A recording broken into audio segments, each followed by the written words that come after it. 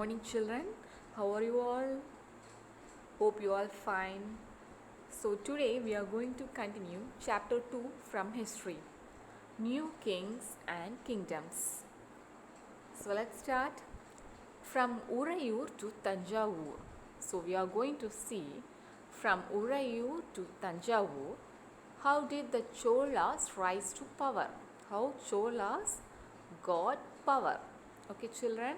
So first, a minor chiefly family known as Muttarayar. Okay, so what's the family name? Muttarayar. So they were subordinate to Pallava kings of Kanchipuram. So this Muttarayar were subordinates, were under Pallava kings of Kanchipuram. They had the power in Kaveri Delta. They have the power in Kaveri Delta.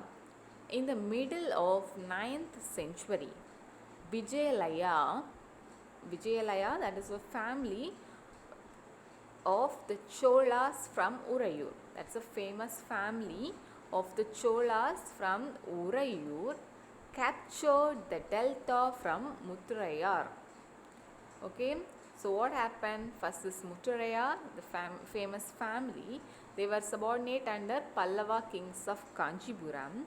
This Muttarayar had the power in Kaveri Delta.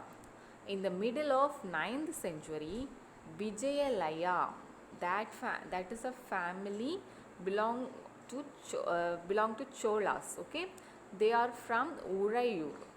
They captured the delta from Muttarayar. Okay, they captured the Kaveri Delta from Muttarayur. So fine. So who captured Muttarayar? This Vijayalaya captured the delta from Muttarayar. Okay, children. So next, he built the town of Tanjavur and a temple for goddess Nisumbadsudini. Okay, so that Vijayalaya, that family, built the town of Tanjavur and a temple for goddess Nisumbadsudini. Okay, and the successor of Vijayalaya, the next, who successor means who after Vijayalaya, who started ruling that place, they conquered the neighboring regions also, nearby regions also, and their kingdom grew in size and power. The kingdom became big.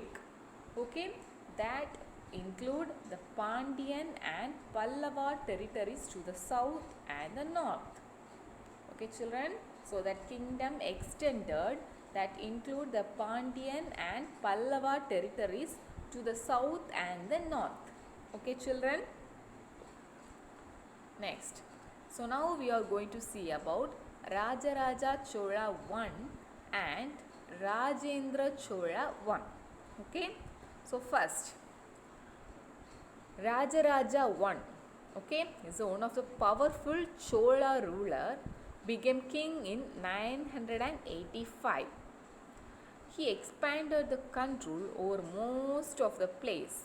Okay, and he reorganized. That means he reorganized means again he expanded everything, and he is the one who changed the administration of the empire. Okay, so who is that? Rajaraja I. He is the most powerful Chola ruler. Okay, he became king in 985. Okay, children. So his son, Rajaraja's son, Rajendra I. Okay, he continued the same policies of Rajaraja I, and he even raided the Ganga Valley, Sri Lanka, and countries of Southeast Asia. Okay, so this Rajendra I, he raided what are the places? That means he went to that place and he tried to attack that place. Okay, and he took many wealth from that place. So what are the places? Ganga Valley, Sri Lanka, and countries of Southeast Asia.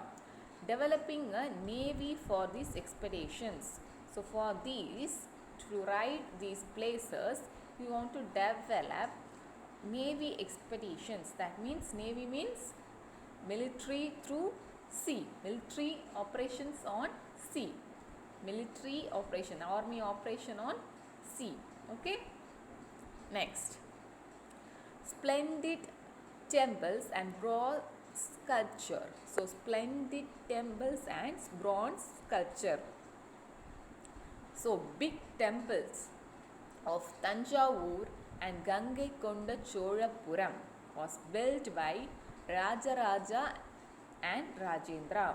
So temple at Tanjavur is built by Rajaraja, and a big temple at Gangaikonda Cholapuram is built by Rajendra. So that shows the power, the architectural and the sculptural, that how that people were, how their architectural design were there, how they constructed in that olden days without any computer or any modern techniques. They without any modern techniques they have constructed those temples in a wonderful manner. Okay, even now you can go and see those temples at Tanjavur and Gangaikonda Cholapuram.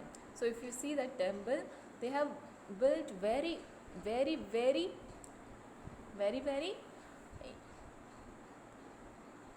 amazingly without using any modern techniques. Okay, children.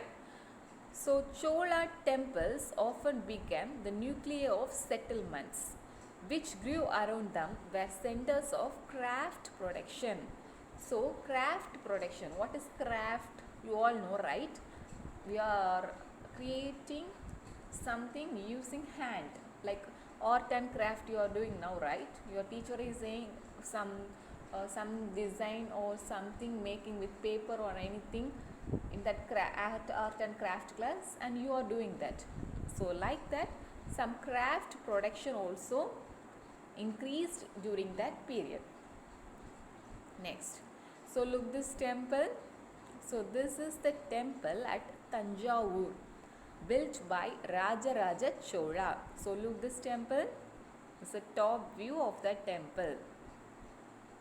Okay, children. So next, so this is the temple at Gangaikonda Cholapuram, built by Rajendra Chola. Rajendra Chola, the son of Rajaraja Chola I. Next, the temples were also endowed with land by rulers as well as by others. So the temples also have land that may be by the rulers or given by others. The produce of that land, the yield, the income get from that land were used to maintain all the specialists who worked at the temple,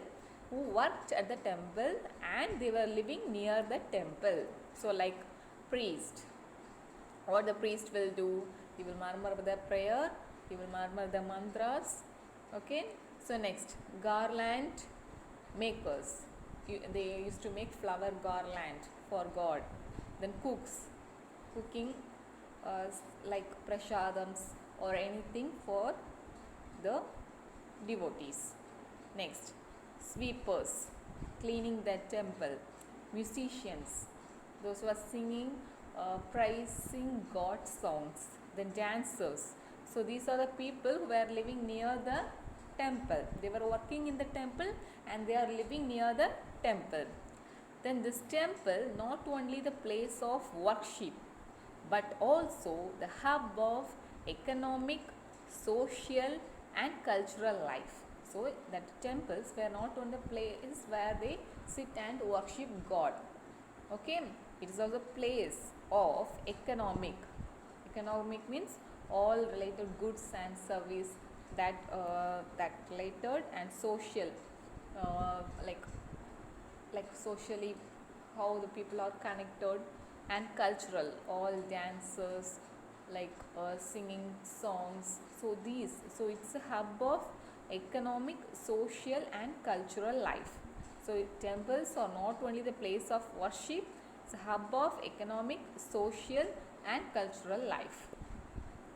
Next, so look here, these are the people, they are living near the temple. So like priest, garland, so this is garland, right? So garland makers, then sweepers, singers, dancers, then cooks. So they are the people, they live near the temple. So this is not the exact olden image, this is modern image. So this is just for your understanding, I am showing this. Okay. Amongst the crafts associated with the temples, they were making more crafts. Crafts means something making creatively using hand. Okay. So the making of bronze image became very famous. Chola bronze image, like this. Chola bronze image, statues of deity, god, statues of god, that is made up of bronze, that is very famous. This Chola bronze images are very famous. Like this, they were creating bronze image for many gods.